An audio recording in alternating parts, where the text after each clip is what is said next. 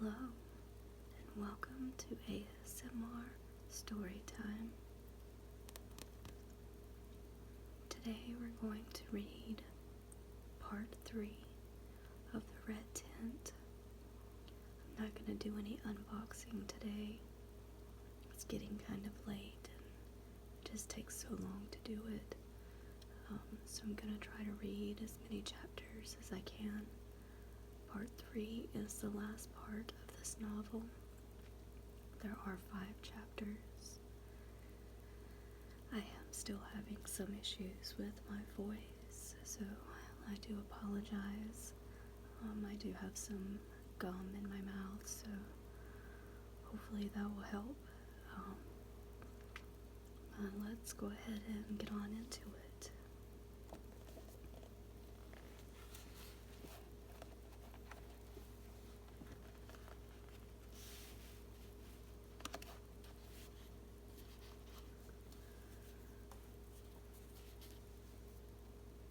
Part 3, Egypt. Chapter 1. I lay senseless in the arms of Nehesi, Renefer's steward and guard. He carried me to the palace, which swarmed with flies drawn to the blood of the fathers and sons. My demon brothers had lifted their knives even against Ashnod's baby, and his poor mother bled to death defending him, her arm severed trying to block the axe's blade. Of all the men in that house, only Nehesi survived. When the screams began, he ran to the king's chambers in time to protect Renefer against Levi and one of his men. The queen had lifted a knife against Levi when Nehesi arrived. He wounded my brother in the thigh and killed his henchman outright. He wrestled the blade from the queen to keep her from burying it in her own heart. Nehesi brought me to Renefer, who sat in the dirt of the courtyard, her head against the wall, dust in her hair, fingernails caked with blood. It was years before I understood why she did not leave me to die, why the murder of her loved ones did not fill her with rage against me, who caused it all. But Renefer blamed only herself for the death of her husband and son, because she had wished for our marriage and made sacrifices to ensure our union. She had sent Shalom to seek me in the market and arranged for us to fall into each other's arms unhindered. She took the guilt upon herself and never put it aside. The other reason for Renefer's compassion toward me was even stronger than remorse. She had hope of a grandchild, someone to build her tomb and redeem the waste of her life, someone to live for, which is why in the moments before she fled Canaan, Renefer roused herself and sent Nehesi out into the wailing town to seek me. Her servant obeyed in silence, but with dread. He knew the queen better than anyone, better than her serving women, better than her husband, surely. Nehesi had come to Shechem with Renefer when she first arrived, a frightened young bride. And when he found me, he wondered whether he should add to his mistress's grief by carrying still more sorrow into her presence. I lay in his arms like a corpse, and when I did stir, it was to scream and scratch at my throat until I drew blood. They had to tie my hands and bind my mouth so that we could slip out of the city undetected in the dark of the night. Renefer and Nahesi unearthed jars filled with gold and silver and stole away with me to the port of Joppa, where they hired a Minoan boat for the journey to Egypt. During the journey, there was a terrible storm that tore the sails and nearly overturned the ship.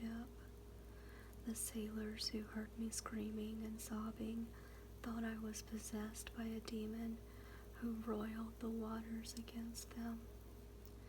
Only Nahesi's sword kept them from laying hands on me and tossing me into the waves. I knew none of this as I lay in the darkness, swaddled, sweating, trying to follow my husband.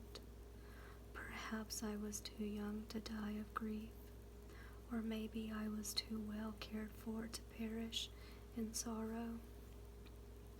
Renefer never left me. She kept my lips moist and spoke to me in the soothing, all-forgiving tone that mothers take with their fretful babies. She found cause to hope. A new moon arrived while I lay in my own darkness, and no blood stained the blankets beneath my legs.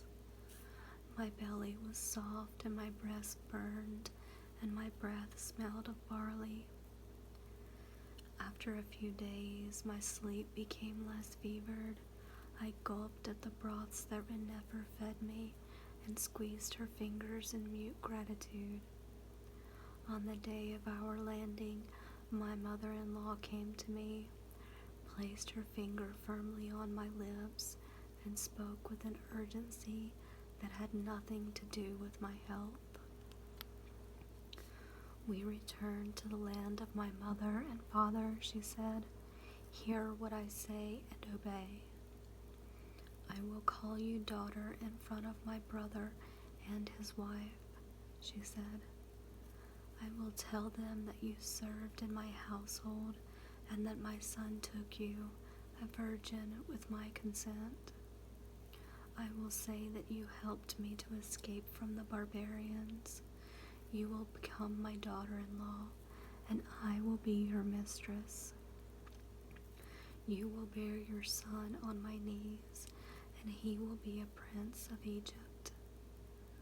Her eyes found mine and demanded understanding.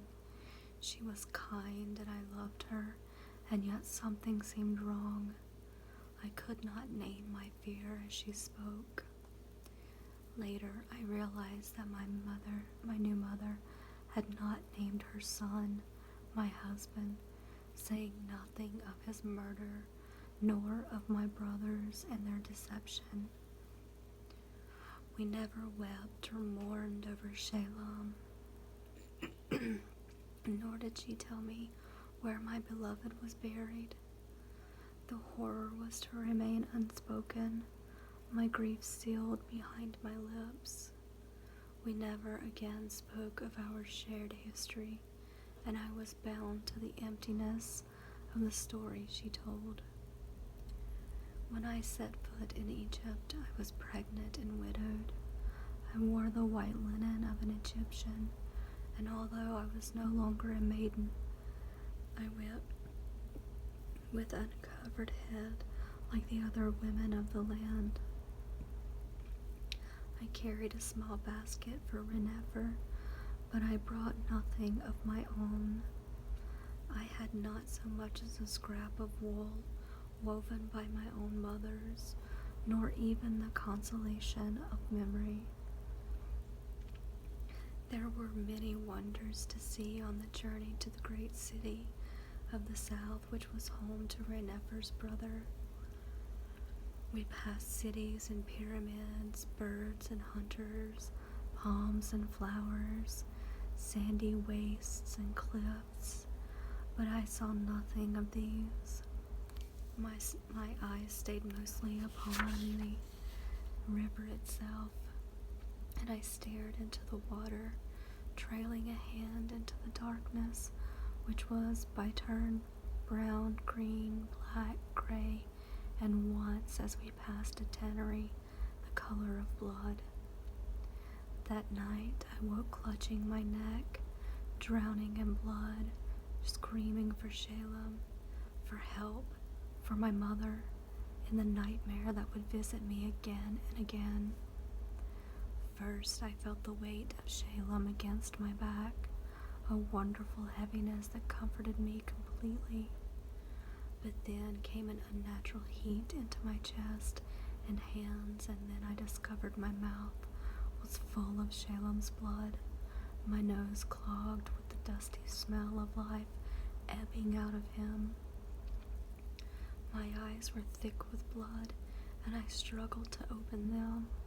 I screamed without drawing breath, though I heard no sound.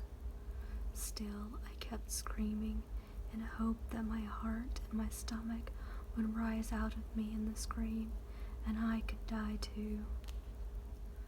On the fourth night of this dream, just as the blood began to swallow me and my mouth opened to seek death, I was shocked to my senses by searing pain that left me gasping. I sat up to find Nehesi above me. The flat edge of his broadsword laid against the soles of my feet where he had struck me. No more of this, he hissed. Rednefer cannot bear it. He left me, my hair on end, struggling to catch my breath, and from that night I woke myself as soon as I felt warmth oozing onto my breast. Panting and sweating, I lay on my back and tried not to fall asleep again. I came to dread the sunset the way some men dread death. By day, the sun bleached away my fears. In the morning, before the heat bore down, Rednefer sat with me, and Nehesian recounted cheerful stories from her childhood. We saw a duck, and she recalled hunting expeditions with her father and brothers, the eldest of whom was to be our refuge. As a little girl, she had been entrusted with the throwing sticks, handing them to the hunters, anticipating their needs. When we passed a great house, Rednefer described her father's home in Memphis and the many gardens and pools in its great courtyard. Her father had been a scribe for the priests of Uri, and life had been pleasant for his family. Rednefer recalled every servant and slave who had waited upon her as a child. She spoke of her own mother, Nebetani, whom she remembered as a lovely but distant, always her coal and pots, happiest when the servants poured pot after pot of scented waters over her back in her beautiful bath. But Nebetani died in childbirth when Rednefer still wore the forelock of a little girl. My mother-in-law retraced her days with charming tales and stories from her infancy until the very week that she left Egypt to be married. The preparations were elaborate, and great dowry was assembled. Rednefer could recall the very quantities of linen in her chest, the jewels on her fingers and neck, the bargemen who carried her up to the sea. I leaned forward, hoping to learn some detail about life in Shechem, to hear the story of Shalem's birth or a tale from his boyhood, but she stopped just at the point she arrived in her husband's palace. A blank stare replaced her gaiety. She said nothing of Canaan, nor of her husband, nor of the baby she bore him. She did not speak the name of Hamor, even once, and it was as though Shalem had never been born, nor loved me, nor bled to death in my arms. Rednefer's silence throbbed with pain, but when I reached out to touch her hand, she resumed a cheerful smile and turned away to chatter about the beauty of palm trees or her brother's great position as chief scribe and overseer to the priests of Re. I returned my gaze to the water and kept my eyes there until we arrived at Thebes. The great city was dazzling in the setting sun. To the west, purple cliffs held a green valley dotted with brightly painted temples, hung with pennants of green and gold. On the east bank there were great houses as well as temples and whitewashed warrens of smaller buildings, all glowing shades of rose and gold as the sun began its retreat behind the western bluffs. I saw white tents on the rooftops and wondered if a separate race of people lived above the city dwellers. The streets that led away from the river were noisy and dusty, and we moved through them quickly, seeking our destination before nightfall. The scent of lotus grew stronger as the light faded. Nehesi asked a passerby if he knew the way to the home of the scribe Nakatar. The man pointed towards a large building that sat beside one of the grand temples of the eastern bank. A naked little girl opened the large burnished door and blinked at the three strangers before her. Renefer demanded an audience with Nakatar, her brother, but the child only stared. She saw an Egyptian lady who wore a dusty robe and no makeup or jewelry, a large black guard with a dagger at his waist but no shoes on his feet, and a foreigner in an ill-fitting dress who kept her head so low she might be hiding a hair lip. When the servant did not budge after Renefer repeated her request, Nehesi pushed the door open and walked through the vestibule into the great hall. The master of the house was concluding the business of the day, scrolls in his lap and assistants at his feet. He stared at Nehesi, startled and uncomprehending, but when he saw Renefer, Nakatar leapt to his feet, scattering papers as he rushed to embrace her. As his arms encircled her, Renefer began to weep, not tears of relief and happiness from a woman glad to be reunited with her family, but the raw sobs of a mother whose child had been murdered in his bed. Renefer howled in her bewildered brother's arms. She dropped to her knees and keened, giving voice to the broken heart. The terrible sound brought all of Nekatar's household into the room, cooks and gardeners, bakers and children, and the lady of the house. Nakatar gathered his sister up and put her on his own chair, where she was fanned and given water. All eyes were fixed on Renefer. She took her brother's hands in hers and told him the bare details of the tale, as she had rehearsed it to me. She said that her home had been overrun by barbarians, her possessions stolen, her family butchered, her whole life pillaged. She spoke of her escape and the storm at sea. When Nakatar asked about her husband, she replied, "Dead, and my son," and collapsed in tears once more. At this, the women of the house commenced a high-pitched wail of mourning that crept up the flesh of my neck like a curse. Again, Renefer was embraced by her brother, and again she composed herself. "Nehesi is my savior," she said, directing all eyes to where he stood beside me. "I should have died, but for his strong arm and his wisdom and comfort. He brought me out of Canaan with this girl, who was my son's consort, and who carries my grandson in her womb." All eyes eyes turned to my belly now, and my hands moved of their own accord to the place where the baby grew. This was a dumb show for me. I knew only a handful of words in their language, and these I had learned from my beloved in bed.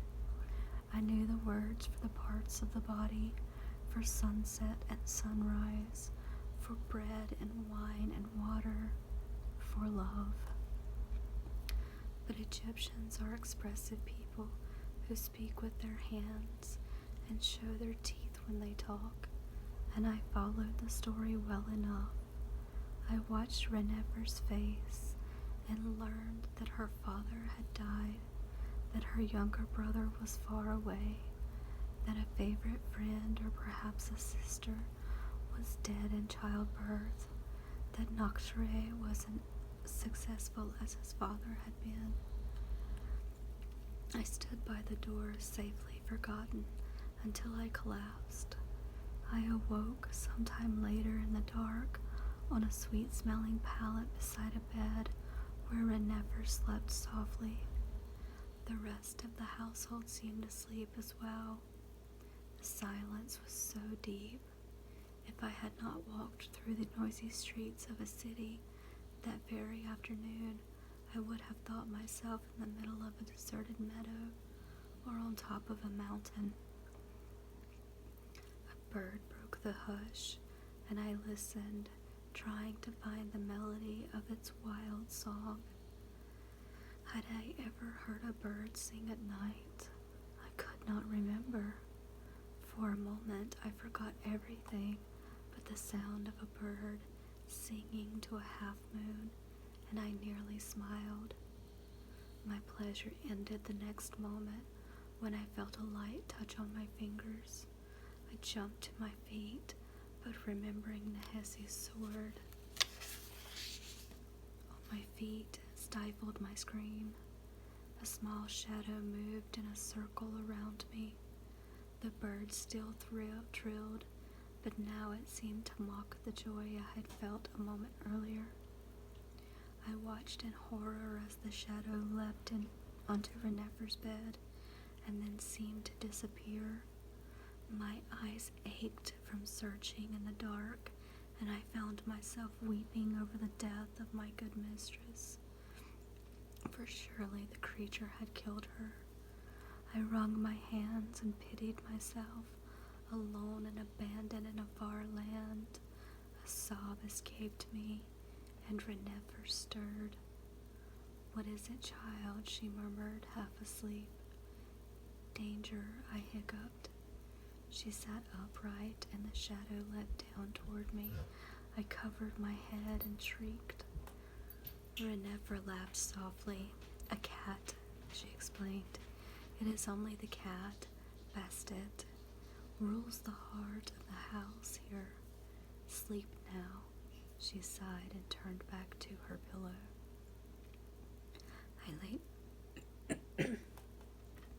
I lay down, but my eyes did not close again that night. Before long, light began to filter through the windows which lined the walls up near the ceiling. As sunshine filled the room, I studied the whitewashed walls and watched a spider weave a web in the corner. I looked at unfamiliar teraphim tucked into the niches of the walls and reached out to touch the handsome leg of my mistress's bed, carved in the likeness of a giant beast's foot.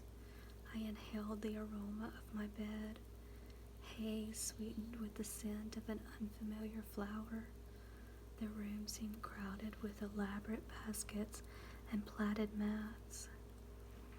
A collection of flagons sat on an inlaid box beside a large stack of folded clothes, which I later learned were bath towels. Every surface was dyed or painted in bright colors. I had no place among all of these wonderful things, and yet this was my only home. I was barely aware of the child within me those first few weeks. My body looked no different, and I was so occupied occupied with my new surroundings that I didn't notice the moon's progress, which Egyptian women marked with little ceremony and no separation. I stayed beside Renefer, who spent her first days resting in the garden, and translated when I didn't comprehend the few words addressed to me. I was not ill-treated. Everyone in the household of Nectre was kind, even his wife, Heria, who suddenly had to share her home with a long-forgotten sister and her 2 alien servants. Nehesi knew how to make himself useful, and Nectre soon sent him to carry messages between the house and the temple and the tombs being built in the Western Valley. I was not quite a servant and not quite a niece, a foreigner without a language or obvious skills. The lady of the house patted me when she saw me, rather like a cat, but turned away before there was any need of speech. The servants did not know what to make of me either. They showed me how to spin linen so that I might help with the work of the house, but my hands were slow to learn, and since I could not gossip with them in the kitchen, I was left alone. My main occupation was attending Renefer, but she preferred solitude, so I found other tasks to occupy my days.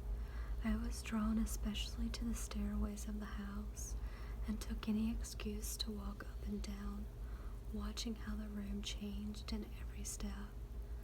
I assumed the task of sweeping them in the evening and washing them in the morning, and took a mindless pride in their maintenance. Whenever I could, I climbed all the way to the roof, where a northern breeze from the river might lift the tent hung for the shade. Much of the household slept up there on hot nights, though I never joined them, fearing to bring my nightmare among others. From the rooftop, I stared at the sun reflecting on the river and at the grace of the sailing boats below. I remembered the first great water I had seen as a girl, when my family had crossed from Haran to the south. I thought of the river where Joseph and I had been charged by an unseen power and saved by our mother's love. When I remembered Shalom's promise to teach me how to swim, my throat closed in agony. But I fixed my eyes wide as I had at Mamre, and stared at the horizon to keep from sobbing and to keep from walking off the roof. The days passed in a blur of new ways and sights, but the nights were always the same. I struggled against the dreams that left me drenched in sweat, soaking the pallet that Shalom's blood had soaked our bed, gasping for air and afraid to make a sound. In the morning my eyes ached and my head throbbed. Renefer fretted over me and consulted with her sister-in-law. They ordered me to rest in the afternoon. They tied a red cord around my waist. They made me drink goat's milk mixed with a yellow potion that stained my tongue. As my belly began to swell, the women of the house doted on me. It had been a long time since there had been a baby in Nectar's family, and they were hungry for a little one. I was fed amazing foods as exotic to me as the flowers of the perpetually blooming garden behind the house. I ate melons with orange flesh and melons with pink flesh, and there were always dates in abundance. On the many feast days dedicated to gods or family holidays, there were goose made with garlic or fish and honey sauce. But best of all, there were cucumbers, the most delicious food I could imagine, green and sweet. Even in the heat of a sun, a cucumber kissed the tongue with the cool of the moon. I could eat them endlessly and never get full or sick. My mother would love this fruit, I thought, the first time I bit into any watery heart. It was my first thought of Leia in more than a month. My mother did not know I was pregnant. My aunts did not even know that I was alive. I shuddered with loneliness. Huria saw my shoulders tremble, and taking me by the hand, walked me to the vestibule at the front door. We stopped at the wall niche, and she gestured for me to remove the little goddess. It was a water horse standing on her hind legs with an enormous belly and a huge smiling mouth. Tarawet, she said, touching the clay figure and then moving her hand to my belly. I frowned. She squatted down like a woman in labor and placed the figure between her legs, and in pantomime showed me that Tarawet would ensure an easy labor. The lady of the house thought I was afraid of giving birth. I nodded and smiled. She said, "Boy," and patted my belly again. I nodded. I knew I was carrying a son. "Boy," I said in a language of the house. Huria closed her hands around the statue, indicating that I should keep it, and kissed my cheeks. For a moment, the hoarse rattle of Ina's laughter sounded so loud in my ears I thought the old midwife was in the room with me, chortling over her prophecy that Tarawet would take me for her own. In the next week, I felt a flutter, like a bird's wing beneath my heart. I was thunderstruck at my love for the life I carried. I began to whisper to my unborn son as I lay on my pallet and hummed the songs of my childhood to him as I swept and spun. I thought of my baby as I combed my hair and as I ate morning and evening. The bloody dreams about Shalem were replaced by a joyful dream of his son, whom I called Bar Shalom. In the dream, my son was not a baby, but a tiny copy of his father, nestled in my arms, telling me stories about his childhood in the palace, about the wonders of the river, about life on the other side of this life. In this dream, my beloved protected me and fought off a hungry crocodile that had come for me and the boy. I hated to wake up and took to sleeping later and later, only to remain inside this dream. Renefer permitted me my bed and everything else.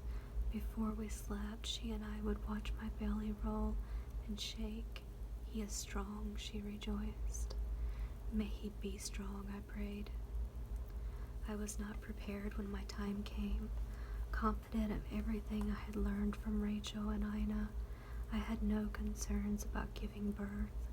I had witnessed the arrival of many healthy babies and the courage of many capable mothers. I imagined I had nothing to fear. When the first real pain grabbed my belly and robbed me of breath, I remembered the women who had fainted, the women who had screamed and wept and begged to die. I remembered a woman who died with her eyes wide open in terror, and a woman who died in a torrent of blood, her eyes sunken in exhaustion. A sob broke from my mouth when my water broke and washed down my legs. "Mother," I cried, feeling the absence of 4 beloved faces, 4 pairs of tender hands. How far away they were, how alone I was, how I longed to hear their voices speaking comfort in my own tongue. Why had no one told me that my body would become a battlefield, a sacrifice, a test? Why did I not know that birth is the pinnacle where women discover the courage to become mothers?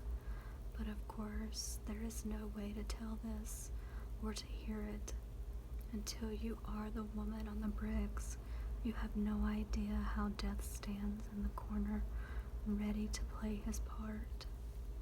Until you are the woman on the bricks, you do not know the power that rises from other women, even strangers, speaking an unknown tongue, invoking the names of unfamiliar goddesses.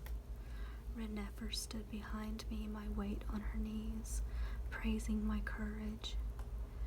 Huria, the lady of the house, held my right arm, muttering prayers to Teruet, Isis, and Bez, the ugly dwarf god who loved babies. The cook on my left side waved a bent stick carved with birth scenes over my head to ease the pain.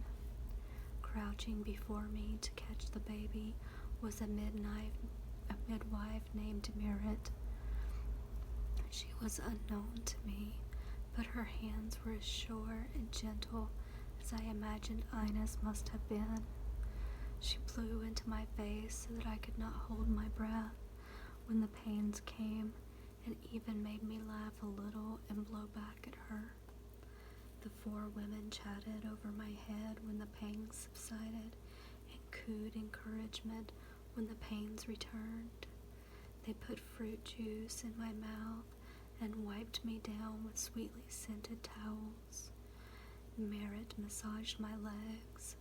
Rennefer's eyes shone with tears. I wept and I yelled. I gave up all hope and I prayed. I vomited and my knees buckled. But even though their brows furrowed in response to my pains, none of them appeared worried or anxious. So I fought on, reassured. Then I began to push because there was nothing else I could do. I pushed and I pushed till I thought I would faint. I pushed and still the baby did not come. Time passed, more pushing, no progress. Merit looked up at Rennefer, and I saw them exchange a glance that I had seen pass between Rachel and Ina at moments such as this, when the ordinary passage of life into life became a struggle between life and death, and I felt the shadow in the corner lean toward me and my son. No, I screamed, first in my mother tongue. No, I said, in the language of the women around me. Mother, I said to Rennefer, bring me a mirror so that I can see for myself. I was brought a mirror and a lamp that showed me the tautness of my own skin. Reach in, I said to Merit, remembering Ina's practice. I fear he has turned away. Reach in and turn his face, his shoulders. Merit tried to do as I asked, but her hands were too large. My skin was too tight. My son was too big. Bring a knife, I said, almost screaming. He needs a bigger doorway. Rennefer translated, and Huria answered her in a grave whisper. There is no surgeon in the house, daughter. Rennefer explained to me in turn. We will send for one now, but the words came to me from far away. All I wanted to do was empty myself on this boulder, to expel the agony and sleep, or even die. My body cried out to push, but when the shadow in the corner nodded approval, I refused to obey. You do it, I told Merit. Take a knife and open the way for him, please. I begged, and she looked at me, uncomprehending pity. A knife, Mother, I screamed, desperate. Rachel, where are you? Ina, what shall I do? Rennefer called out, and a knife was brought.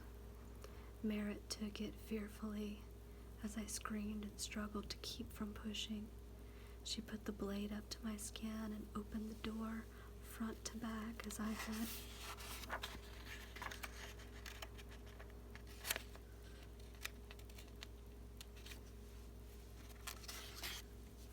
had seen it done before. She reached up to move the baby's shoulder. The pain was blinding, as though I had sat upon the sun itself. In an instant the baby was out, but instead of a joyful shout, he was greeted by silence. The cord was at his neck, his lips were blue. Merritt hurried. She cut the cord from his throat and took up her reeds, sucking death from his mouth, blowing life into his nostrils. I was screaming, sobbing, shaking. Hurria held me as we all watched the midwife work. The shadowy dog's head of death moved forward, but then the baby coughed, and with an angry cry banished all doubts. The dark corner brightened. Death does not linger where he is defeated. The voices of 4 women echoed around me, chattering, laughing loud. I fell back on the pallet and knew nothing more. I woke in the darkness. A single lamp flickered beside me. The floor had been washed and even my hair smelled clean. The girl sat to watch me saw my eyes open and ran to fetch Merritt, who carried a linden bundle. "Your son," she said. "My son," I answered, dumbfounded, taking him in my arms. Just as there was no warning for childbirth, there is no preparation for the sight of the first child. I studied his face, fingers, the folds in his boneless little legs, the whorls of his ears, the tiny nipples on his chest. I held my breath as he sighed, laughed when he yawned, wondered at his grasp on my thumb. I could not get my fill of looking. There should be a song for women to sing at this moment, or a prayer to recite, but perhaps there is none because there is no words strong enough to name that moment. Like every mother since the first mother, I was overcome and bereft, exalted and ravaged. I had crossed over from girlhood. I beheld myself as an infant in my mother's arms and caught a glimpse of my own death. I wept without knowing whether I rejoiced or mourned. My mothers and their mothers were with me as I held my baby. "Barshalem," I whispered. He took my breast and fed in his sleep. "Lucky one," I said, overcome. 2 pleasures at once. We both slept under the watchful eye of the Egyptian midwife, whom I knew I would love forever, even if I never saw her face again. In my dreams that night, Rachel handed me a pair of golden bricks, and Ida presented me with a silver reed. I accepted their gifts solemnly, proudly, with Merritt by my side. When I woke up, my son was gone. Frightened, I tried to stand, but the pain kept me pinned to my bed. I cried out, and Merritt arrived with soft packing and unguents for my wounds. "My son," I said in her language. She looked at me tenderly and replied, "The baby is with his mother." I thought I misunderstood her. Perhaps I had not used the right words. I asked again, speaking slowly, but she touched me with pity and shook her head no. "The baby is with his mother, the lady." Still confused, I cried out, "Renefer, Renefer, they had taken my baby boy. Mother, help me." She came, carrying the baby, who was swaddled in a fine white linen blanket, bordered in gold thread. "My child," said Renefer, standing above me, "you did well. Indeed, you were magnificent, and all the women of Thebes will know of your courage. As for me, I will be forever grateful. The son you bore on your knees will be a prince of Egypt." He will be raised as the nephew of the great scribe Nactara and the grandson of Passer, scribe of the two kingdoms, keeper of the king's ledger. She looked into my confused and stricken face and tried to reassure me even as she laid me low. I am his mother in Egypt. You will be his nurse, and he will know that you gave him life. His care will be your blessing, but he will call us both Ma and stay here until he is ready for school. And for this, you can be grateful. For this is my son, Ramos, child of Re, that you have borne for me and my family. He will build my tomb and write your name upon it. He will be Prince of Egypt. She handed me the baby, who had begun to cry, and turned to leave us. Bar Shalem, I whispered in his ear. Renefer heard and stopped. Without turning to look at me, she said, if you call him by that name again, I will have you thrown out of this house and into the street. If you do not heed my instructions in this, and in all matters regarding the education of our son, you will lose him. You must understand this completely. Then she turned, and I saw that her cheeks were wet. My only life is here, by the river, she said, her voice heavy with tears.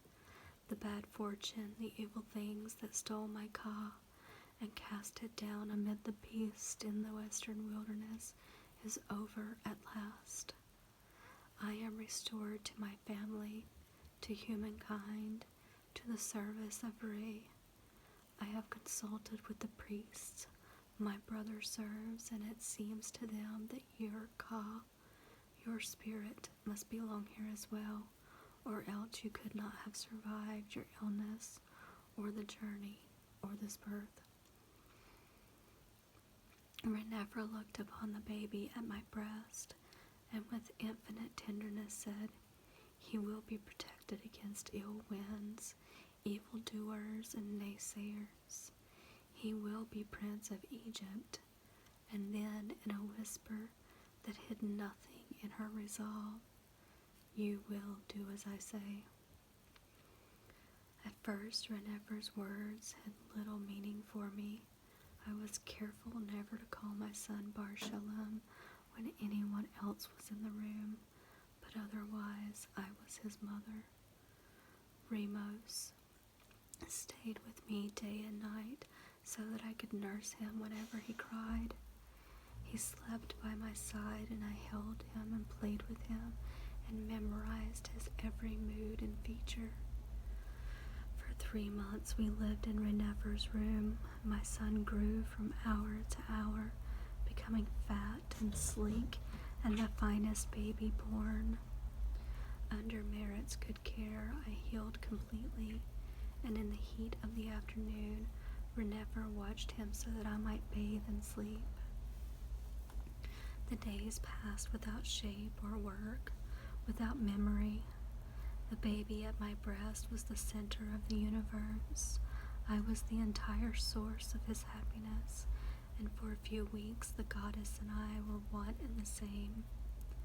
At the start of his 4th month, the family gathered in the great room where Nectar sat among his assistants. The women assembled along the walls as the men clustered around the baby and placed the tools of the scribe into his little hands. His fingers curled around the new reed brushes, and he grasped a circular dish upon which his ink were mixed. He waved a scrap of papyrus in both hands like a fan, which delighted Nactra, who declared him born to the profession. So was my son welcomed into the world of men. Only then did I remember the 8th day, when newborn boys of my family were circumcised, and first-time mothers cowered in the red tent, while the older women reassured them. My heart broke into pieces, half mourning that the God of my father would not recognize this boy, nor would my brother Joseph or even his grandmothers. And yet I was fiercely proud that my son's sex would remain whole, for why should he bear a scar that recalled the death of his own father? He should be sacrificed. Why should he sacrifice his foreskin to a God in whose name I was widowed and my son orphaned? That night there was a feast. I sat on the floor beside Renefer, who held the baby on her lap and plied his lips with mashed melon and tickled him with feathers and dandled him so that he laughed and smiled into the faces of the guests who came to celebrate the arrival to Nectar's house of a new son. Food and drink were brought in quantities I could not fathom. Fish and game, fruit and sweets, so rich they set teeth on edge. Wine and beer in abundance. Musicians played pipes and sistrums, instruments with jingling hammers that sound like nothing, so much as falling water. There were silly songs, love songs, and songs to the gods. When the sistrums appeared, dancing girls ran to the floor, whirling and leaping, able to touch the tops of their heads to the ground behind them. The headpieces given to every guest at the door were cones of perfumed wax, which melted as the evening waned in stems of lotus and lily. My baby was sticky with perfume when I lifted him, sound asleep from Renefer's lap, and the aroma clung to his dark hair for days. Among the many wonders of my first banquet was the way the women ate together with men. Husbands and wives sat side by side throughout the meal and spoke to one another. I saw one woman place a hand upon her husband's arm, and a man who kissed the fingers of his companion's bejeweled hands. It was impossible to think of my own parents eating a meal in each other's company, much less touching before others, but this was Egypt, and I was the stranger.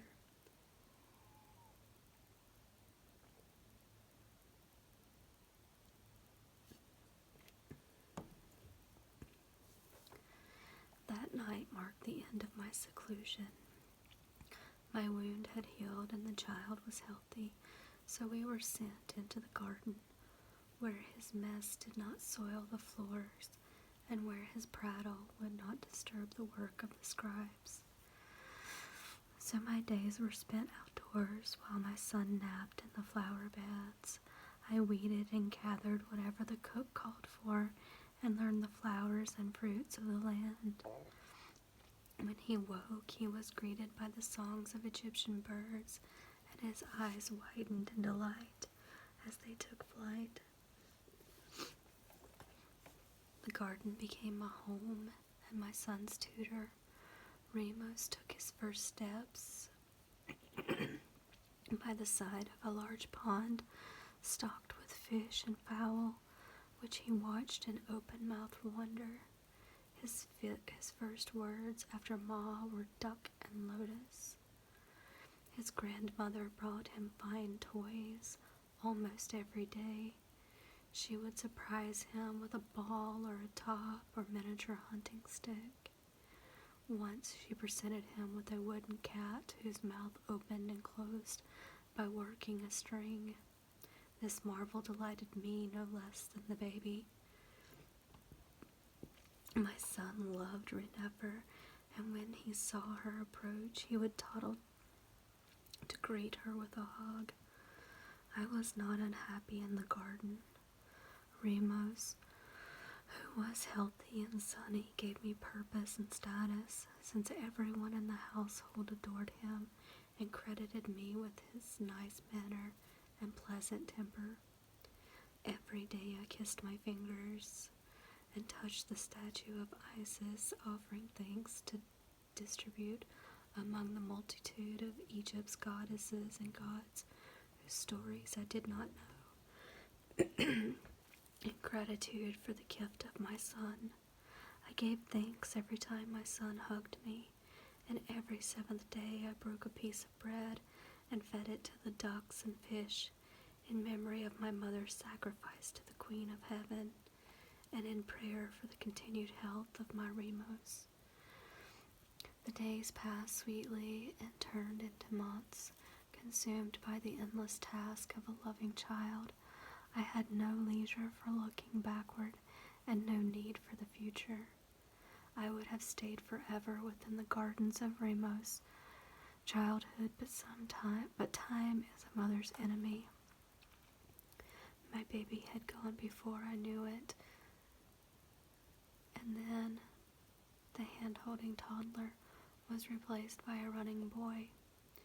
He was weaned, and I lost the modesty of Canaan and wore a sheer linen shift like other Egyptian women. Remus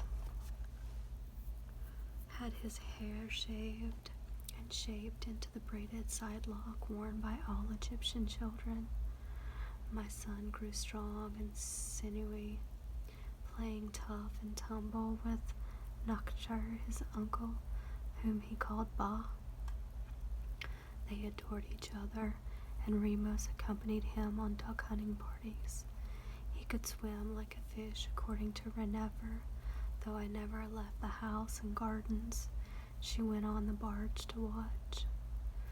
When he was only 7, my son could beat his uncle at Senate and even 20 squares, elaborate board games that required strategy and logic to win.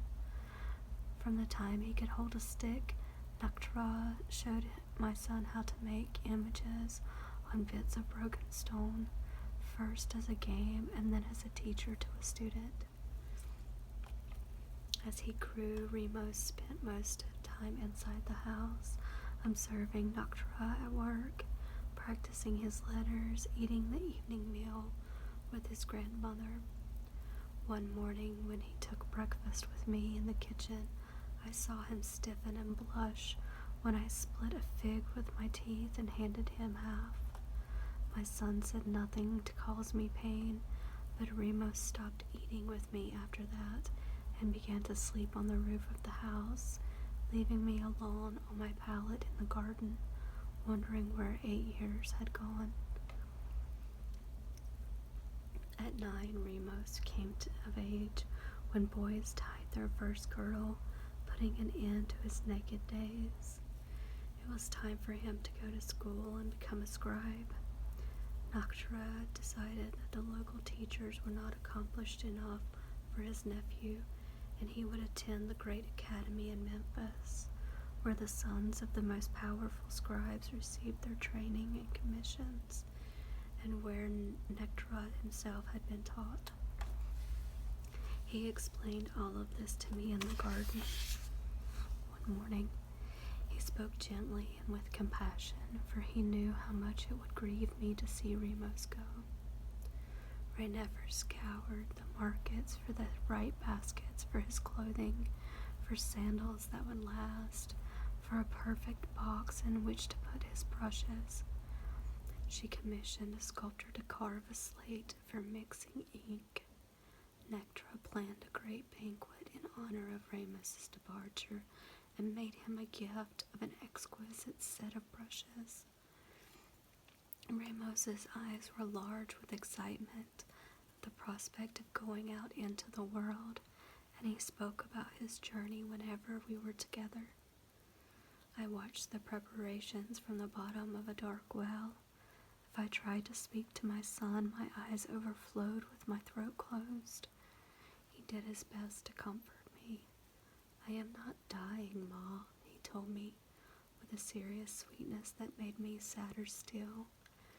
"I will return with gifts for you, and when I am a great scribe like Ba, I will build you a house with the biggest garden in all of the southern lands." He hugged me and held my hand many times in the days before his departure. He kept his chin high so that I would not think him afraid or unhappy, though of course he was just a little boy, leaving his mother's and his home for the first time. I kissed him for the last time in the garden near the pond, where he had marveled at the fish and laughed at the ducks, and then Nectra took his hand. I watched them leave the house from the rooftop, a cloth stuffed in my mouth so that I could finally weep until I was empty. That night the old dream returned in all its force, and I was alone in Egypt once more. From the moment of his birth, my life revolved around my son. My thoughts did not stray from his happiness, and my heart beat with his. His delights were my delight, and because he was such a golden child, my days were filled with purpose and pleasantness. When he left, I was even lonelier than I had been when I first found myself in Egypt. Shalem was my husband for a few short weeks, and his memory had dwindled to a sad shadow who haunted my sleep, but Ramos had been with me for the whole of my adult life. In the space of his years, my body had taken its full shape, and my heart had grown in wisdom, for I understood what it was to be a mother. When I glimpsed myself in the pond, I saw a woman with thin lips, curling hair, and small, round, foreign eyes. How little I resembled my dark, handsome son, who looked more like his uncle than anyone else, who was becoming what Renefer had prophesied, a prince of Egypt. I had little time to brood about my loneliness, for I had to earn my place in the great house of Noctre. Although Renefer was never unkind, with Remos gone we had less to say to each other, and I felt the silence grow ominous between us. I rarely went into the house. I made myself a place in the corner of the garden shed, used to store scythes and hoes, a spot where Remos used to hide his treasures, smooth stones, feathers, bits of papyrus, gleaned from Nectar's hall. He left these things behind without a backward glance, but I kept them wrapped in a scrap of fine linen, as though they were ivory teraphim and not merely a child's discarded toys. The men who tended the garden did not object to having a woman among them. I worked hard, and they appreciated my knack with the flowers and fruit, which I supplied to the cooks. I did not want company, and rebuffed the attentions of men so often that they stopped seeking me out. When I saw my son's family enjoying the shades of the garden, we nodded and exchanged nothing more than polite greetings. When there was word of Ramos from Memphis, Noctre himself brought me the news sent by Car, the master teacher who had been his own instructor.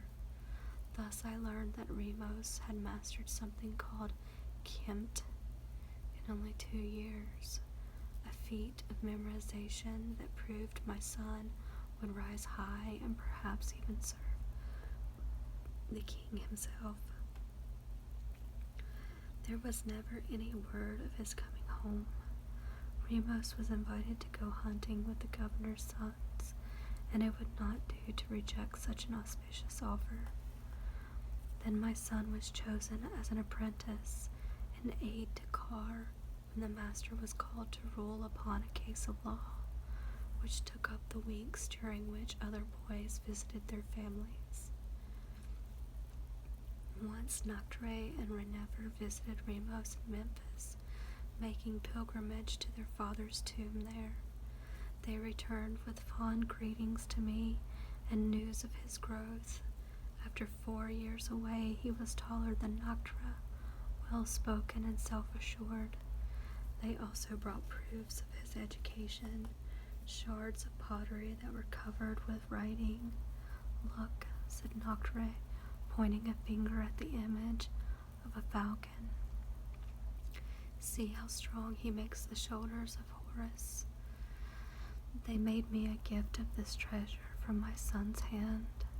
I marveled over it and showed it to Merit, who was duly impressed at the regularity and beauty of his images. I was awed by the fact that my son could discern meaning from scratchings on broken clay bits, and took comfort in the knowledge that he would be a great man someday. He could be a scribe to the priests of Amun, or perhaps even vizier to a governor. Had Noctre himself not said that Remus might even aspire to the king's service? But of course, none of these dreams filled my arms or comforted my eyes. I knew my son was growing to manhood, and I feared that the next time I saw him, we would be strangers. I might have vanished during those long years without anyone taking more than passing notice, except for Merit. But Merit was always there, unfailing in kindness, even when I turned away from her and gave her no reason to love me. The midwife had come to see me every day in the weeks after Remus's birth. She tended my bandages and brought broth of ox bones for strength and sweet beer for my milk. She rubbed my shoulders where they were stiff from cradling the baby, and she helped me to my feet for my first real bath as a mother, pouring cool, scented water over my back, wrapping me in a fresh towel. Long after my confinement was over, Merit continued her visits. She fussed over my health and delighted in the baby. She examined him closely and gave him slow, sensuous massages that helped him sleep for hours. On the day he was weaned, Merit even brought me a gift, a small obsidian statue of a nursing mother. I was confused by her generosity, but when I tried to refuse any of her attentions or gifts, she insisted. The midwife's life is not easy, but that is no reason for it to be unlovely, she said. Merit always spoke to me as one midwife to another, no matter that I had not seen the inside of a birthing room since my own son was born. She continued to honor the skill I had shown at Remus's birth. When she returned to her own house after my son was born, she asked her mistress to learn what she could about me. Her lady, Rudedit, had sought out the story from Rennefer, who provided only a few details. Merit took these and wove them into a fabulous tale. As Merit told it, I was the daughter and granddaughter of midwives who knew the ways of herbs and barks even better than the necromancers of On, where the healing arts of Egypt were taught. She believed me a princess of Canaan, the descendant of a great queen who had been overthrown by an evil king. I did not correct her, fearing that if I named my mother's or Ina, the whole of my history would come pouring out of me, and I would be thrown out of the house, and my son cast out for bearing the blood of murderers in his veins. So Merit embroidered my history, which she repeated to the women that she met, and there were many, as she attended most of the births of the northern precincts, noble and lowborn alike. She told the tale of how I had saved my son's life with my own hands, always leaving out her own part in it. She spoke of my skill with herbs and of the renown and I earned in the western wilderness as a healer. These things she imagined entirely on her own, and when I helped one of Noctre's servants deliver her first baby, Merit spread the news of how I turned it inside the womb in 6 months. Thanks to merit, I became a legend among the local women without once venturing out of Nectar's garden. Merit had her own story to tell. Though she had been born in Thebes, her mother's blood was mingled with that of the distant south, and her skin showed the color of Nubia. But unlike Bila, whose face would appear to me while Merit chattered on, she was tall and stately. Had I not become a midwife, she said, I should have liked to have been a dancing girl, hired for grand parties in the great houses and even the king's own palace. But that life goes too fast, she said, with a mock sigh. I am already too fat to dance for princes. Slapping at the skin beneath her skinny arm, which did not budge, and breaking into a laugh I could not resist. Merit could make anyone laugh, even when women deep in travail forgot their agony to smile at her jokes. When he was little, Remos called her Ma's friend, even before I realized that she was truly my friend and a blessing. I knew everything there was to know about Merit, for she loved to talk. Her mother was a cook, married to a baker, and known as a singer too.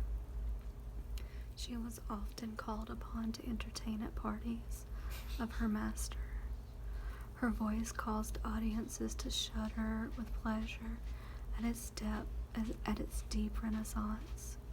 Had she not been bare-breasted, they would have doubted she was a woman at all, Merit said. But the mother died when her daughter was still a girl, and the household had no use for her, so Merit was sent to the place where she lived, even to the days when I knew her. As a child, she carried water for Rudidit, a daughter of On, where the priests were famous as magicians and healers. The lady looked kindly upon Merit, and when she saw that Merit was clever, Rudidit sent her to learn from the local granny midwife, a woman of uncommonly long fingers who brought luck to her mothers. Merit grew to womanhood in that house, and like her mother married a baker there. He was a good man who treated her well, but Merit was barren, and nothing could induce her womb to bear fruit. After many years, Merit and her man adopted 2 boys whose parents had been failed by river fever. The sons were now grown to manhood and baked bread for the workers in the village of the 2 makers on the west bank of the river.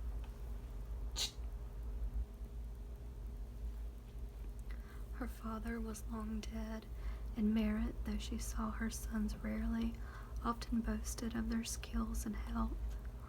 My boys have the most beautiful teeth you've ever seen, she would say solemnly, for her own mouth was a pit of decay, and she chewed margarine all day to ease the pain.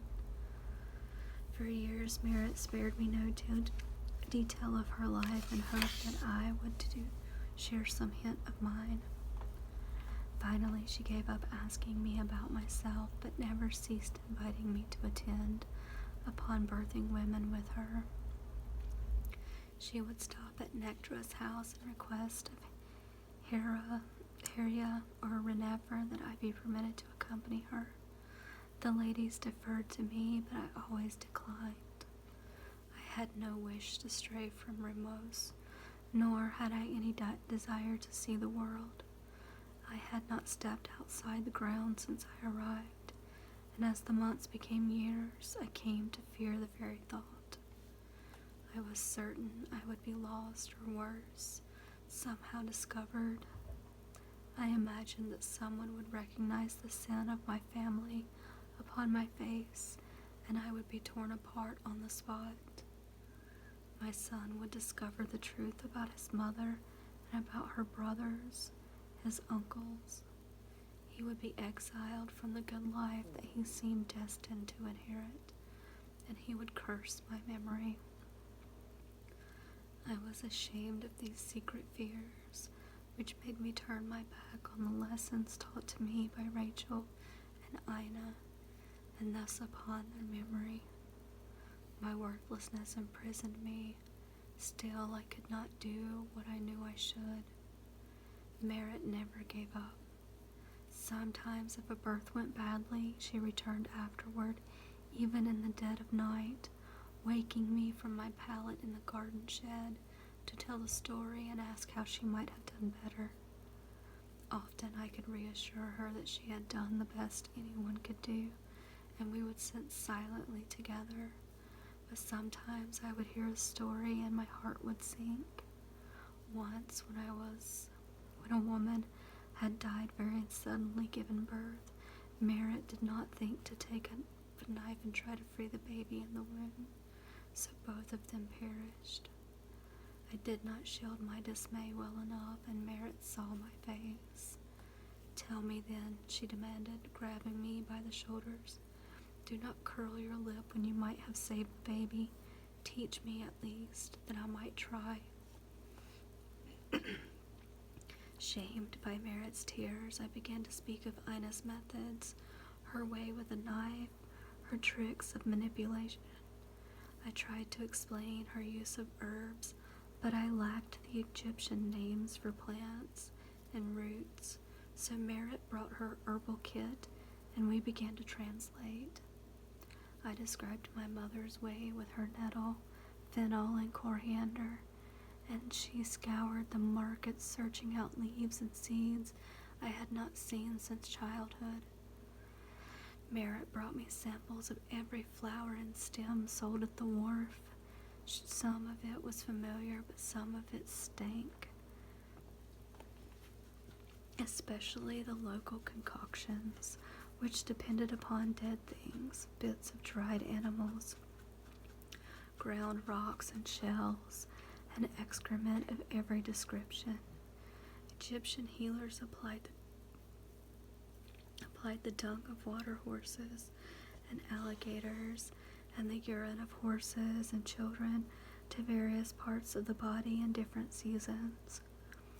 There were times that the most odious preparations appeared to help, but I was always amazed that a people so concerned with bodily cleanliness would accept such foul remedies. Although Egyptian herbal lore was deep and old, I was pleased to find methods and plants of which they knew little. Merritt found cumin seeds in the marketplace, and she was surprised to learn that it aided the healing of wounds. She bought hyssops and mint with their roots still intact, and they flourished in the pungent black soil of Egypt. No one suffered from a sour stomach in the house of Nectra again. Thus Merritt became famous for her exotic herbal cures, and I had the satisfaction of knowing that my mother's wisdom was being put to good use. My quiet life ended during the 4th year after Remus left the house of Nectra, when Rudidit's daughter came to stand upon the bricks. Her name was Hatnuf, and she was in a bad way.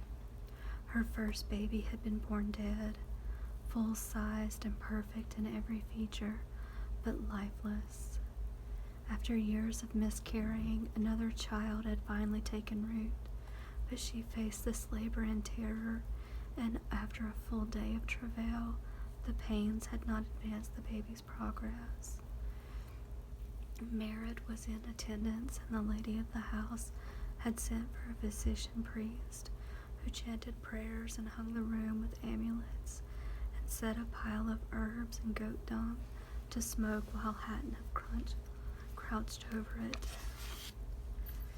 But the smell had caused the mother to faint, and in falling, the girl cut her forehead and bled. After that, Rudidit banished the doctor from the room and had him wait outside the front door, where he recited incantations in the nasal drone of a priest. Day turned to night again, and night began to brighten to another dawn, and still the pains did not abate, nor did the baby move. Hatnoof, the lady's only daughter, was nearly dead with fear and pain when Merritt suggested I be summoned. This time it was not a matter of being asked. Merritt appeared at the doorway of my garden hut with Rudidit standing in the dawn's light behind her. Weariness barely dimmed the beauty in a face no longer young. "Dinner," she said in her accents of Egypt. "You must come and do what you can for my child. We have nothing left to try. The smell of Anubis is in the birth chamber already. Bring your kit and follow me." Merritt quickly told me the story, and I grabbed a few herbs I'd been drying in the rafters of my shed. The lady was nearly running. I barely had time to realize I was out of the garden. We walked past the front of Nectra's house, and I remembered the day I first saw the place, a lifetime earlier. Sunlight caught the golden-tipped flagpoles in front of the great temple where the banner hung lifeless in the still of the dawn. Rudidit's house was just on the other side of the temple, so it took no time to reach the antechamber where Hatnoof lay whimpering on the floor, surrounded by the servants of the house, who were nearly as exhausted as the laboring mother. Death was in the room. I caught sight of him in the shadows beneath the statue of Bes, the friendly, grotesque guardian of children, who seemed to grimace at his own powerlessness here. Rudidit introduced me to her daughter, who looked up at me with empty eyes, but did as I asked. She moved to her side so I could reach an oiled hand up to the womb, but I felt no sign of the baby's head. The room was very still as the women waited to see what I would do or ask of them. The dog-shaped shadow of death stirred, sensing my dismay, but his eagerness only made me angry. I cursed at his bark and his tail and his very mother. I did this in my native tongue, which sounded harsh even to me after so many years of Egyptian words in my ears. Merritt and the others thought I uttered a secret charm and murmured approval. Even Hatnoof stirred and looked around. I called for oil and a mortar and mixed the strongest herbs I had at hand, birthwort and an extraction of hemp, both of which sometimes cause the womb to expel its contents early in pregnancy. I did not know if it would work, and I worried that the combination might cause damage, but I knew there was nothing else to be tried, for she was dying. The baby was already dead, but there was no reason to give up on the mother. I applied the mixture, and soon strong pain seized the girl. I had the women help Hatnoof back up on the bricks, where I massaged her belly and tried to push the baby downward. Hatnoof's legs could not hold her, and soon Merritt had to take Rudit's place behind her, where she whispered encouragement as I reached in again to feel the baby's head, which was now near the door. And the pains became ceaseless and intolerable to the poor woman on the bricks. Her eyes turned back in her head, and she fell into Merritt's arms, senseless and unable to push. It was full daylight now, but the shadow in the room would not let the sun's rays penetrate the gloom. My cheeks were streaked with tears. I did not know what to do next. Ina had once told a tale of freeing a baby from its dead mother's womb, but this mother was not dead. I had no other tricks to try, no other herbs. And then I remembered the song in which Ina had taken such delight, the song which she learned in the hills above Shechem. "Fear not," I sang, recalling the melody easily, reaching deep for the words. "Fear not, the time has come. Fear not, your bones are strong. Fear not, help is nearby. Fear not, Gula is near. Fear not, the baby is at the door. Fear not, he will live to bring you honor.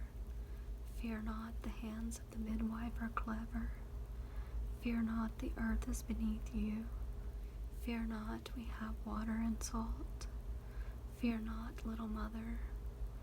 Fear not, mother of us all. Merritt joined me in singing the words, Fear not, sensing the power of the sounds without knowing what she was saying. By the third time, all the women were singing Fear not, and Hatnoof was breathing deeply again. The baby was delivered soon after, and indeed he was dead. Hatnoof turned her face to the wall and closed her eyes, wishing only to join him.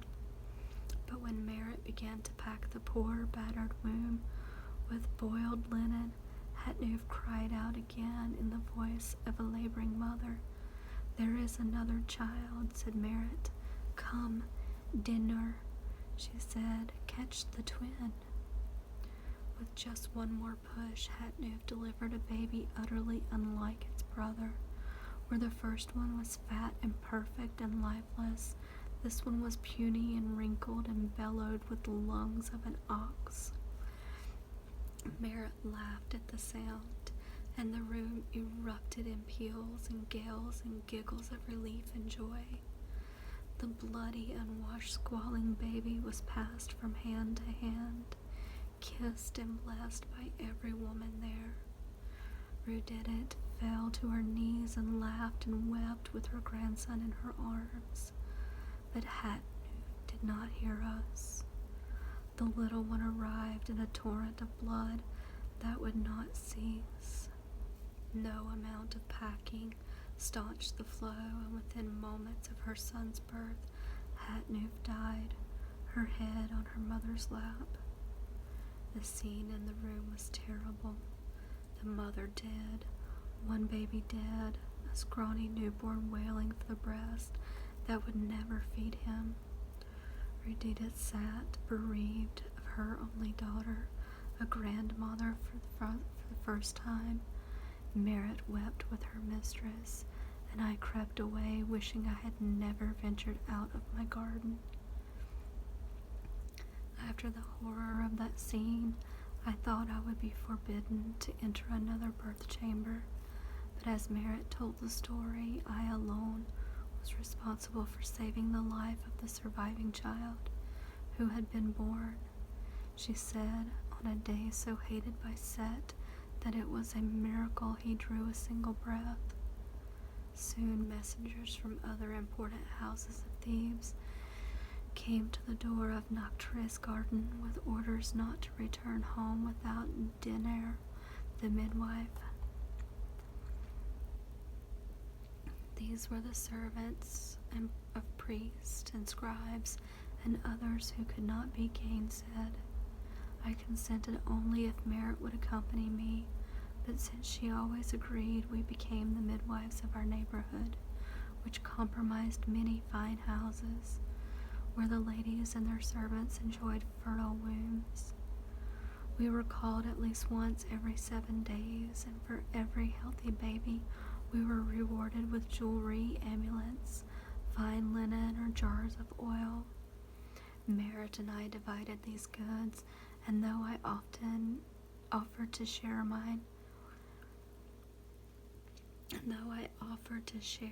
to Renefer, she insisted that I keep them. Within a year, my shed was cluttered with a collection of objects I did not use or care for. Merritt looked around one day and declared that I needed a wicker box to contain my belongings. Since I owned more than enough to trade, Merritt selected an auspicious day for us to go to the market. By then I had gone out to attend many births. Still, I dreaded this venture out into the larger world. Merritt knew I was afraid and held my hand as we walked out of the garden, chattering all the way to keep me from dwelling upon my fears.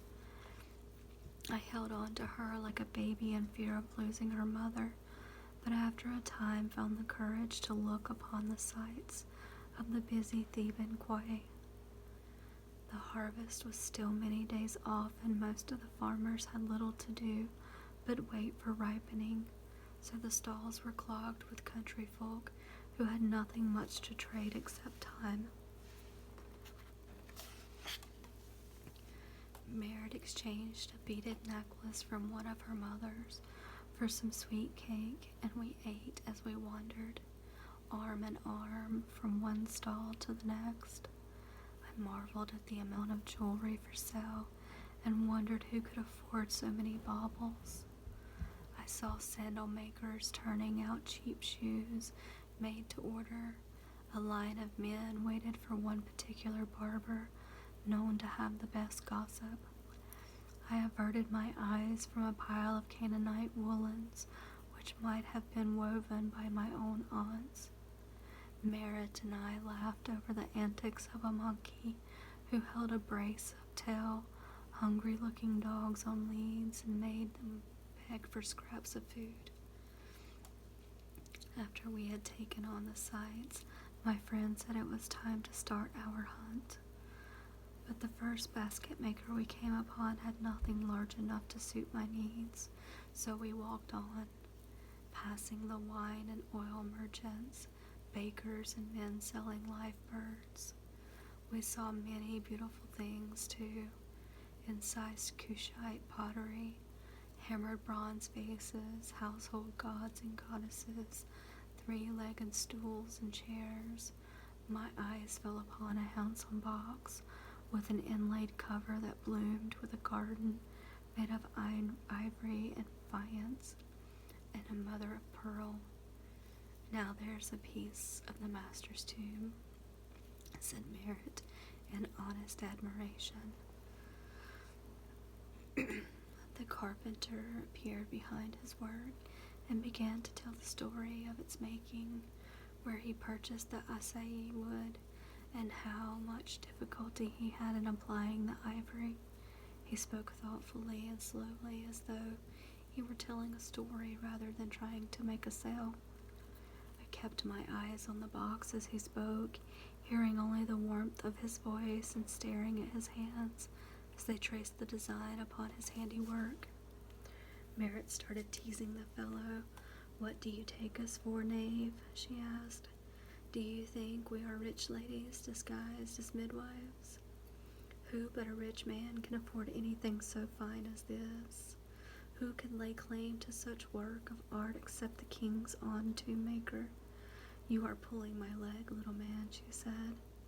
He laughed at her words and replied, "If you think me little, you must come from a land of giants, sister. I am Benia." He introduced himself. "And you might be surprised at the bargains available at my stall."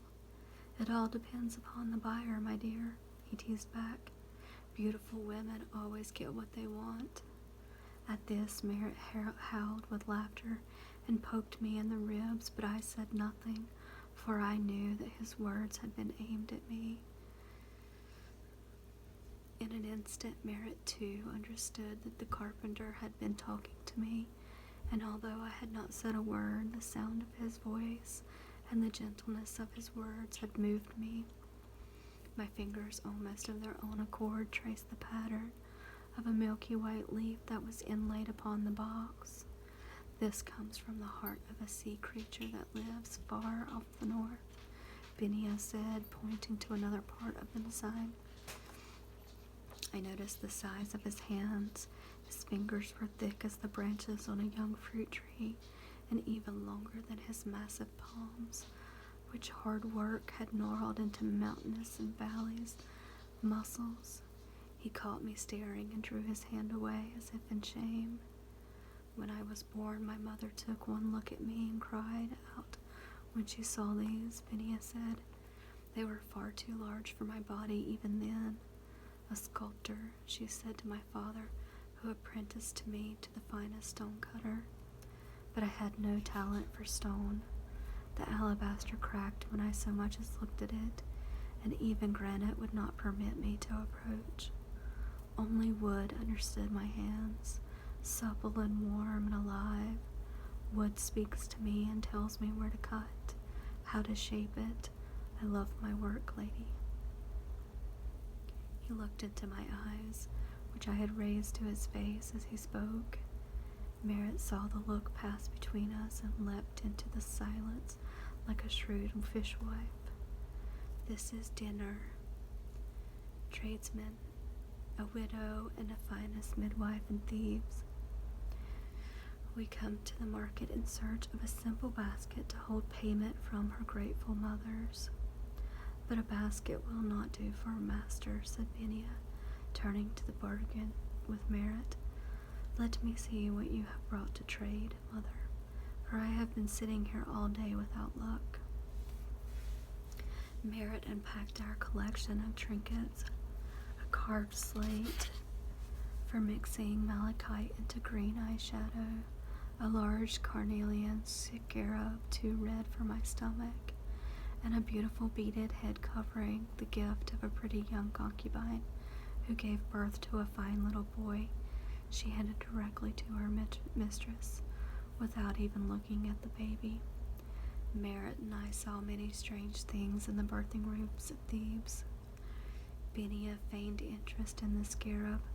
For my wife, Merritt asked, without pretense or subtlety. For your wife, Merritt asked, without pretense of subtlety.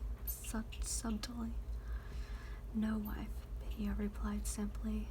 I live in my sister's house and have these many years, but her husband is impatient for my place at his table. Soon I will be leaving the city to live among workmen in the Valley of the Kings, he said slowly, speaking again to me.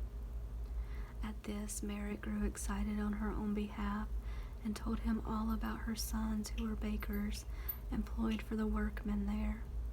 When I go, I will seek them out, Binia promised and added, I will be given my own house there, as befits a master craftsman. 4 rooms for myself only, he said, as though he could hear his own voice echoing through the empty chambers already. What a waste, Carpenter, Merritt replied.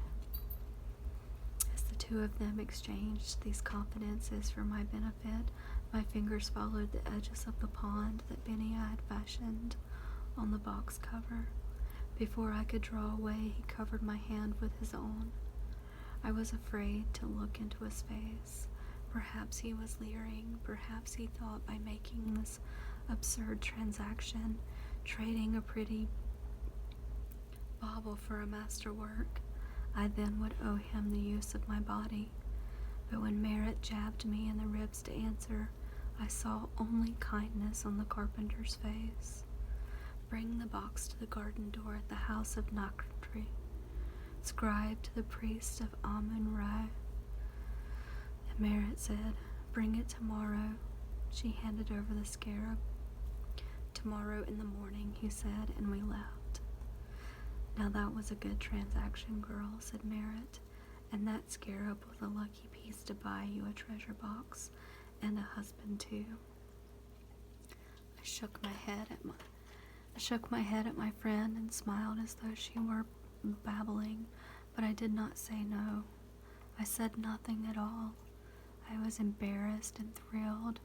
I felt an unfamiliar tightness between my legs, and my cheeks were flushed. And yet I did not fully understand my own heart, for this was nothing like what I felt when I first saw Shayla.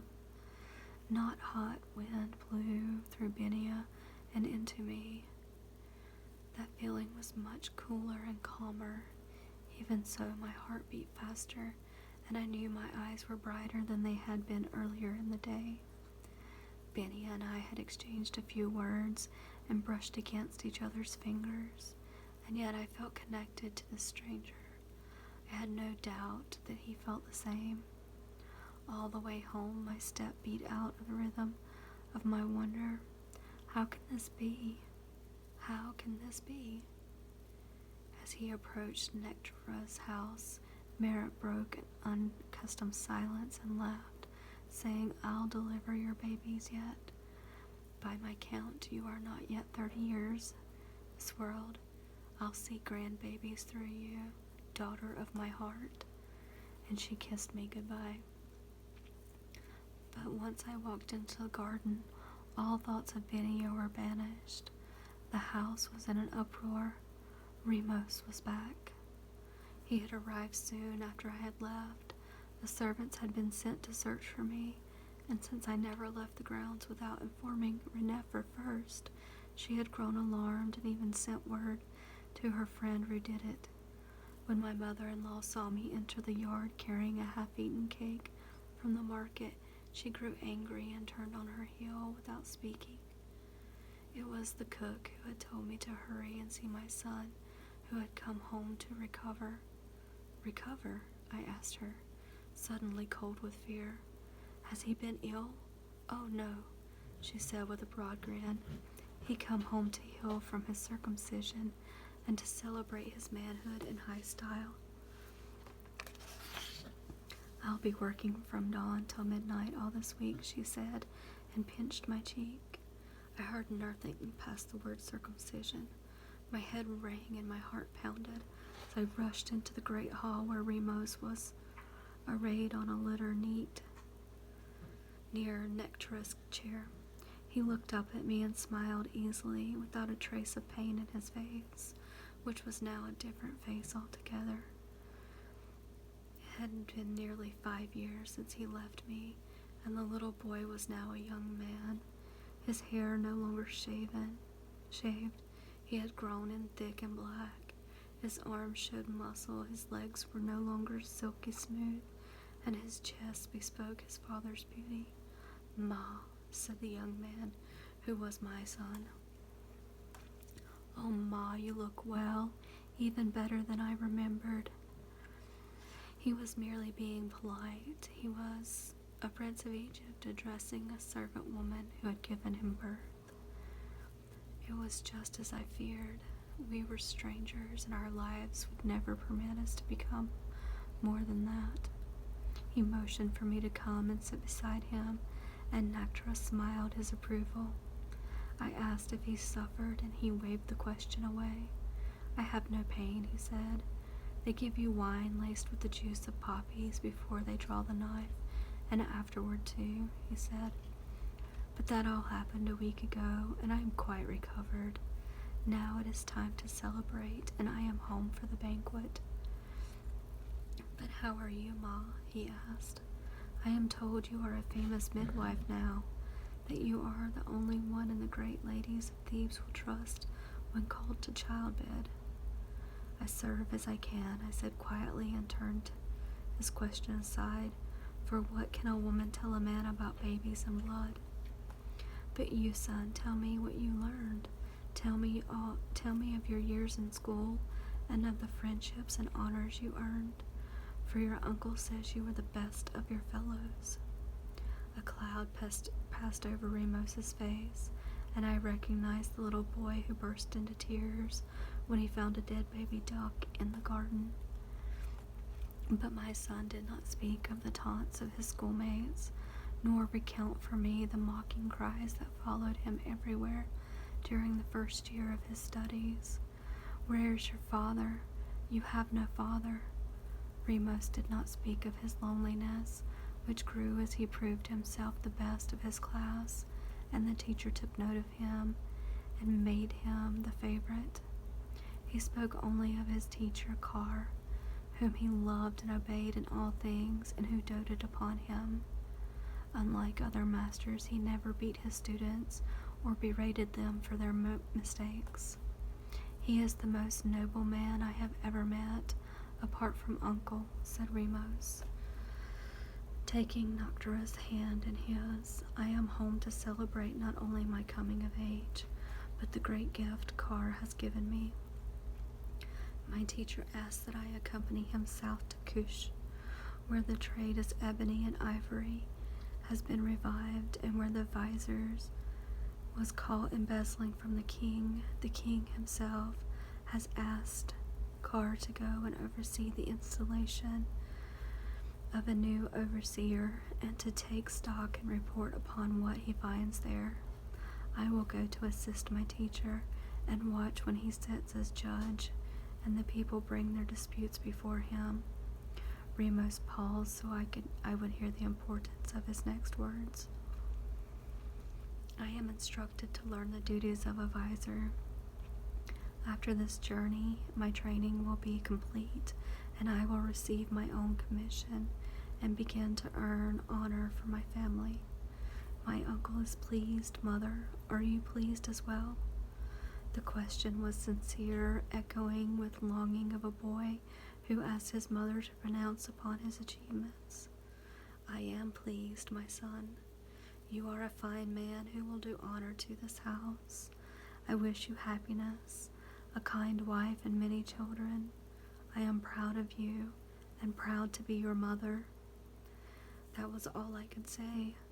Just as he did not tell me of the pain he suffered at school, I did not speak of how much I missed him, or how empty my heart had been, or how he had taken the light from my life when he left.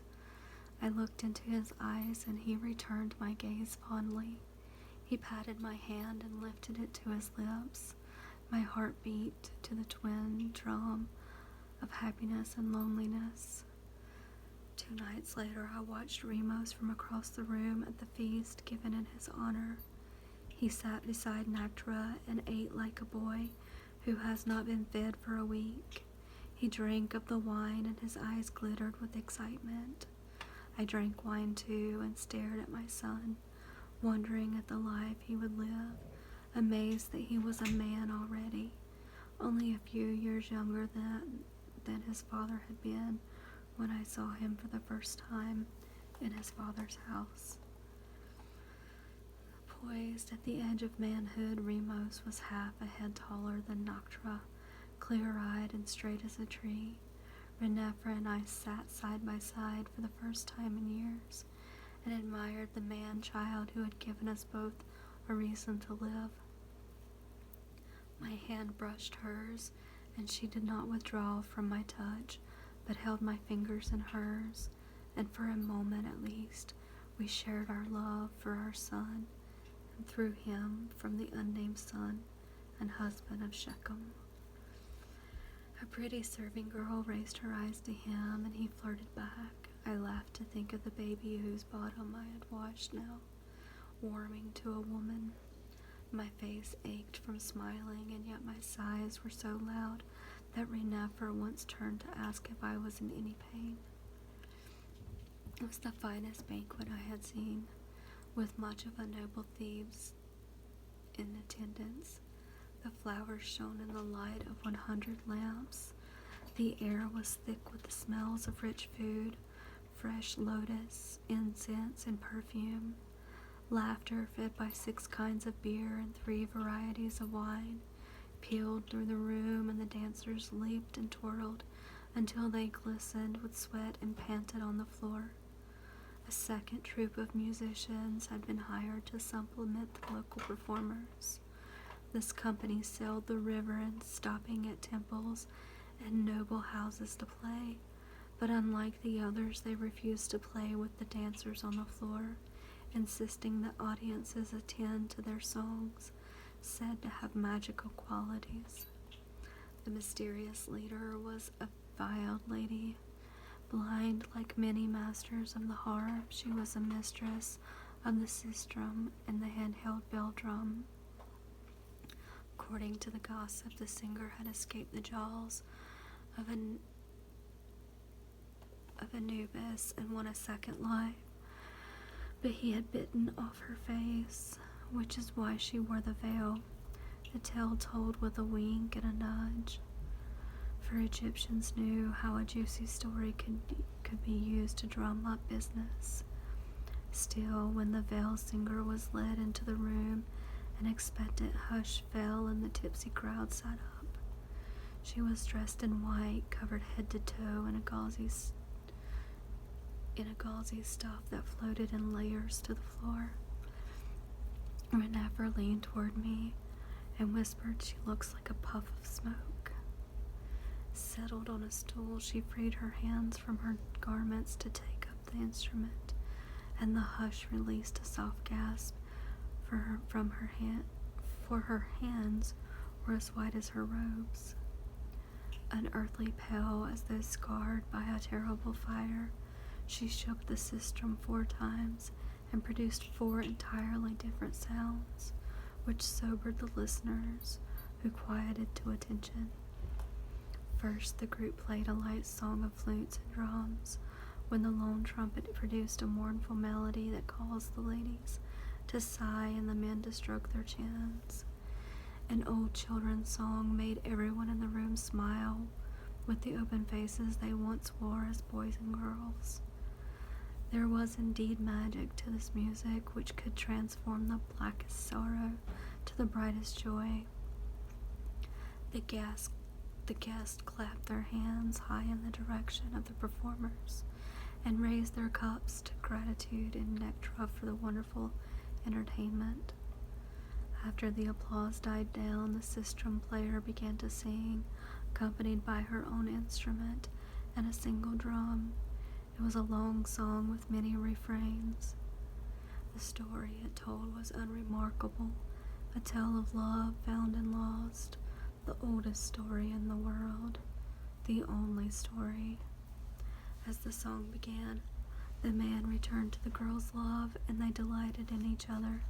But then the tale took a sorry turn, and the lover spurned the lady, leaving her alone. She wept and prayed to the golden lady Hathor, but to no avail. The beloved would not take her back. The girl's sorrow was endless and unbearable. The women wept openly, each remembering her youth. The men wiped their eyes unashamed, recalling their earliest passion. Even the young ones sighed, feeling the pangs of losses yet to come. There was a long silence after the song ended. The harpist picked out a quiet air, but the conversation ceased. No more cups were raised. Rennefer stood and left the room without ceremony, and then one by one the rest of the company took their leave. The party ended quietly, and the hall emptied to the sound of sighs and murmured thanks. The musicians packed up their instruments and led their leader away. Some of the servants slept on the floor, too exhausted to begin cleaning up until morning. The house was completely still. Dawn was some hours distant when I found my way to where the musicians slept. The veiled one leaned against a wall motionless. I thought she was sleeping as well, but she turned, her hands outstretched to discover who approached. I put my hands in hers, which were small and cool. "We're in row," I said. The sound of my accent startled her. "Canaan," she said in a bitter whisper. "That was my name in torment."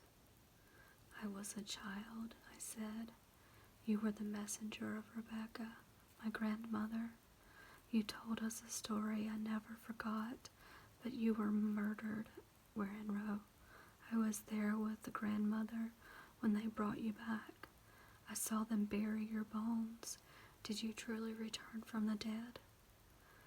There was a long silence, and her head fell forward beneath the veils. "Yes," she said, and then, after a moment, "No, I did not escape. The truth is, I am dead."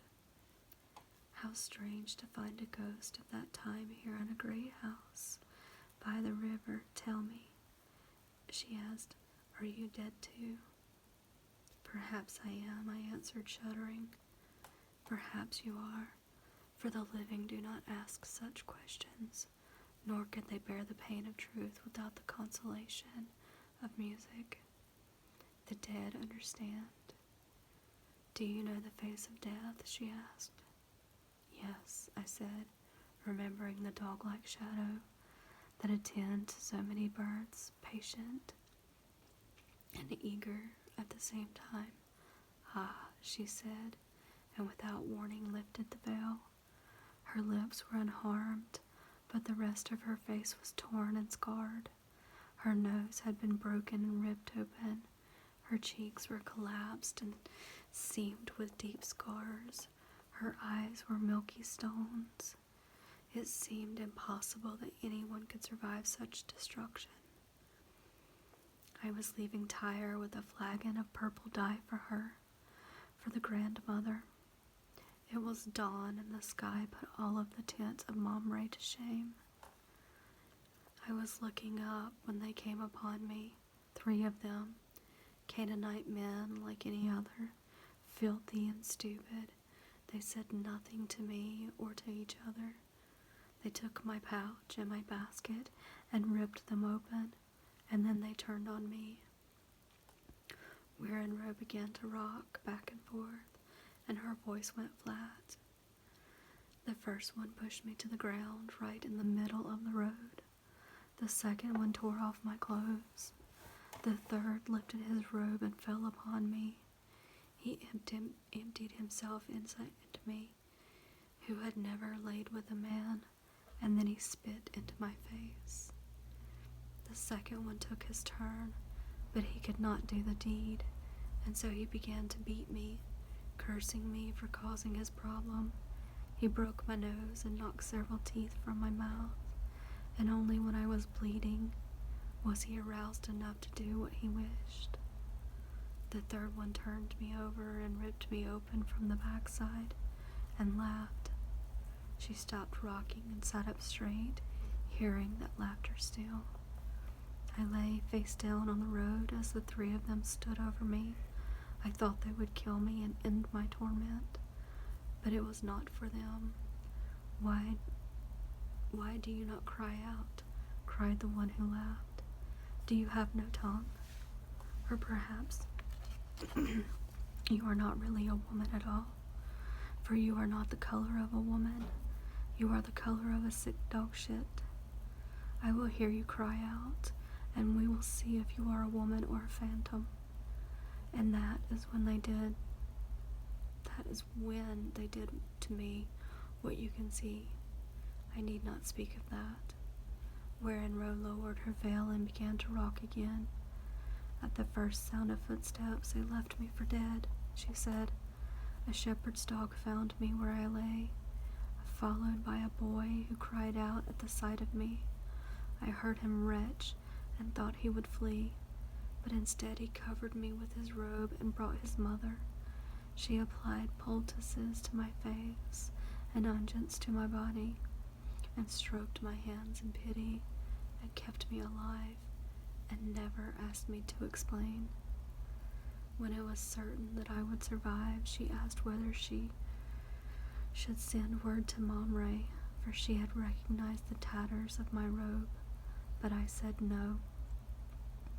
I was finished being a slave, finished with Rebecca's arrogance, and finished with Canaan. My only desire was to come home and to smell the river and the perfume of the lotus in the morning. I told her I wished to be dead in Momray, and she made it so. She cut handfuls of my hair and wrapped it with my clothes and a few sheep's bone inside my bag. She sent her son into town, where he found a merchant headed for Momray, who brought the grandmother news of my death.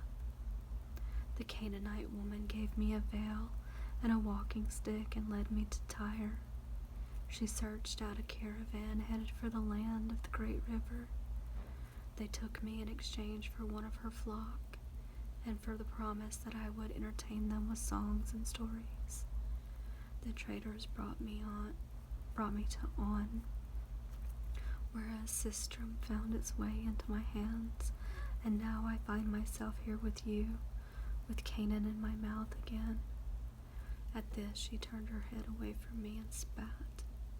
The snake slithered from the spot where her spittle fell, and I shivered in the cold blast of Wierinro's anger.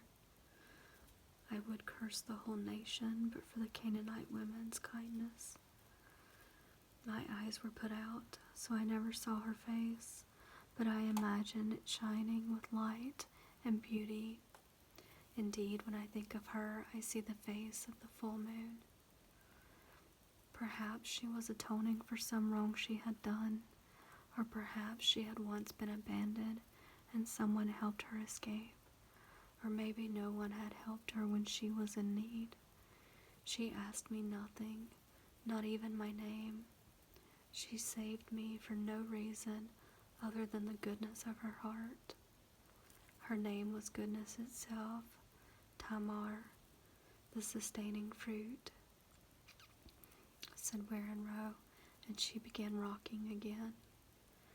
We sat together in the hour before dawn, silent for a long while. Finally she spoke again, to answer a question I would never have thought to ask. I am not unhappy, she said, nor am I content. There is nothing in my heart. I care for no one and for nothing. I dream of dogs with bared teeth. I am dead. It is not so bad to be dead. The sighs and the snores of the sleeping musicians interrupted her words. Good souls, she said in her companions, with tenderness, we ask nothing of one another. But you, said Werenroe, how did you come to speak the language of the river? Without hesitation, I told her everything. I leaned my head back and closed my eyes and gave voice to my life. In all of my years, I had never before spoken so much or so long, and yet the words came effortlessly, as though this were something I had done many times before. I surprised myself, remembering Tabia, remembering Rudy, remembering my coming of age in the red tent. I spoke of Shalem and our passionate love-making without blushing. I spoke of our betrayal and his murder. I told her about Renever's bargains with me and Merritt's care for me, and I spoke of my son with pride and love. It was not difficult. Indeed, it was as though I had been parched and there was cool water in my mouth. I said, Shalem, and my breath was clean after years of being foul and bitter. I called my son Bar Shalem, and an old tightness in my chest eased. I recited the names of my mothers and knew with total certainty that they were dead. I leaned my face into Werenroe's shoulder and soaked her robe in memory of Leah and Rachel, Silpa and Bela. Through it all, Werenroe nodded and sighed and held my hand. When at last I was quiet, she said, You are not dead. Her voice betrayed a little sorrow. You are not like me. Your grief shines from your heart. The flame of love is strong. Your story is not finished, Dina, she said in the accent of my mother's. Not Dinner, the foreign midwife, but Dina, a daughter beloved of 4 mothers. Werenroe stroked my hand, which rested on her shoulder. As the room began to brighten with the first hints of dawn, I fell asleep leaning there, but when I awoke, she was gone. Remos left a week later in the company of Carr, who arrived from Memphis on his way to Cush. Remos brought the venerable master to the garden to introduce us, but he barely acknowledged the low-born mother of his favorite student. After they left, I wondered without pity, without the old man, whether the old man would survive such a long journey.